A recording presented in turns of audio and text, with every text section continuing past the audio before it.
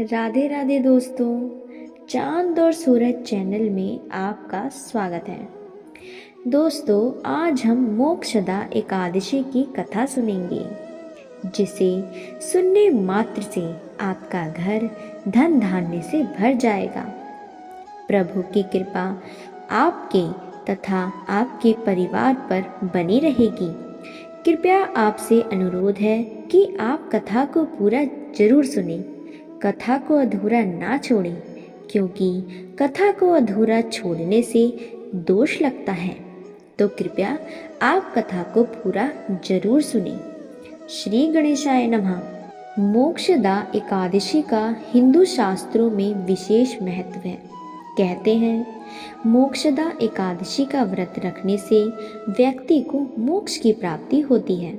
साथ ही इस एकादशी का व्रत रखने से पितरों को भी पुण्य मिलता है।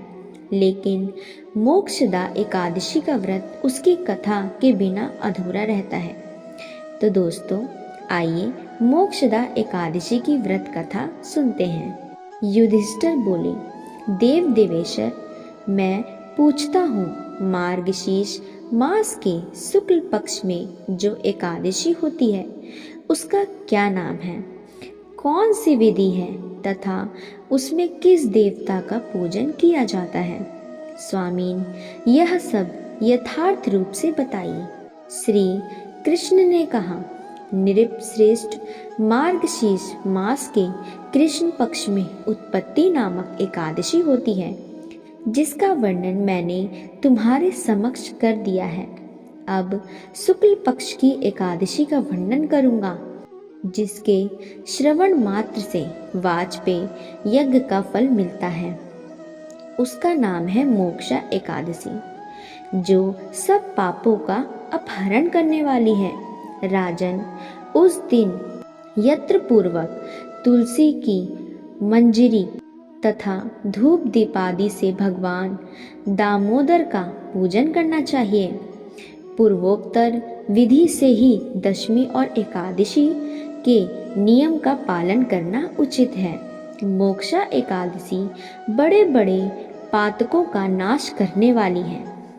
उस दिन रात्रि में मेरी प्रसन्नता के लिए नृत्य, गीत और स्तुति के द्वारा जागरण करना चाहिए।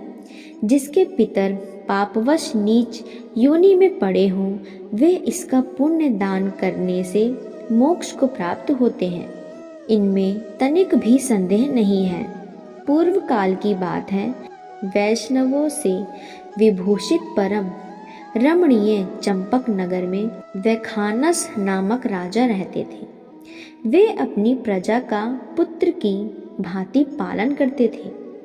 इस प्रकार राज्य करते हुए राजा ने एक दिन रात को स्वप्न में अपने पितरों को नीच योनि में पड़ा हुआ देखा। उन सबको इस अवस्था में देखकर राजा के मन में बड़ा विस्मय हुआ और प्रातःकाल ब्राह्मणों से उन्होंने उस स्वप्न का सारा हाल कह सुनाया। राजा बोले, ब्राह्मणों, मैंने अपने पितरों को नरक में गिरा देखा है। वे बारंबार रोते हुए मुझसे कह रहे थे कि तुम हमारे तनुज हो, इसीलिए इस नरक समुद्र से हम लोगों का उद्धार करो। द्विजवरों, इस रूप में मुझे पितरों के दर्शन हुए हैं। इससे मुझे चैन नहीं मिलता। क्या करूं, कहाँ जाऊं? मेरा हृदय रूंधा जा रहा है। द्विजोतमो, यह व्रत, वह तप और वह योग जिससे मेरे पूर्वज तत्काल नरक से छुटकारा पा जाएं, बताने की कृपा करें। मुझे बलवान एवं साहसी पुत्र के जीते जी मेरे माता पिता घोर नरक में पड़े हुए हैं, अतः ऐसे पुत्र से क्या लाभ है? ब्राह्मण बोले, राजन, यहाँ के निकट ही पर्वत मुनि का महान आश्रम है। वे भूत और भविष्य के भी ज्ञाता हैं। नृप श्रेष्ठ, आप उन्हीं के पास चले जाइए। ब्राह्मणों की बात सुनकर महाराज वैखानस शीघ्र ही पर्वत मुनि के आश्रम पर गए और वहां उन मुनि श्रेष्ठ को देखकर उन्होंने दंडवत प्रणाम करके मुनि के चरणों का स्पर्श किया। मुनि ने भी राजा से राज्य के सातों अक्रों की कुशल पूछी। राजा बोले, स्वामीन, आपकी कृपा से मेरे राज्य के सातों अंग सकुशल है, किंतु मैंने स्वप्न में देखा है कि मेरे पितर नरक में पड़े हैं। अतः बताइए किस पुण्य के प्रभाव से उनका वहां से छुटकारा होगा। राजा की यह बात सुनकर मुनि श्रेष्ठ पर्वत पर एक मुहूर्त तक ध्यानस्थ रहे। इसके बाद वे राजा से बोले, महाराज, मार्गशीर्ष मास के शुक्ल पक्ष में जो मोक्षा नाम की एकादशी होती है, तुम सब लोग उसका व्रत करो और उसका पुण्य पितरों को दे डालो। उस पुण्य के प्रभाव से उनका नरक से उद्धार हो जाएगा। भगवान श्री कृष्ण कहते हैं, युधिष्ठिर, मुनि की यह बात सुनकर राजा पुण्य अपने घर लौट आए।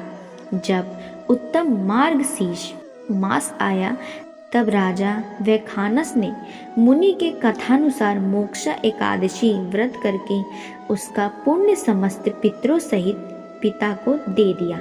पुण्य देते ही शरण भर में आकाश से फूलों की वर्षा होने लगी। वैखानस के पिता पितरों सहित नरक से छुटकारा पा गए और आकाश में जाकर राजा के प्रति यह पवित्र वचन बोले, बेटा, तुम्हारा कल्याण हो। यह कहकर वे स्वर्ग में चले गए। राजन, जो इस प्रकार कल्याणमयी मोक्षा एकादशी का व्रत करता है, उसके पाप नष्ट हो जाते हैं और मरने के बाद वह मोक्ष प्राप्त कर लेता है। यह मोक्ष देने वाली मोक्षा एकादशी मनुष्य के लिए चिंतामणि के समान समस्त मनोकामनाओं को पूर्ण करने वाली है।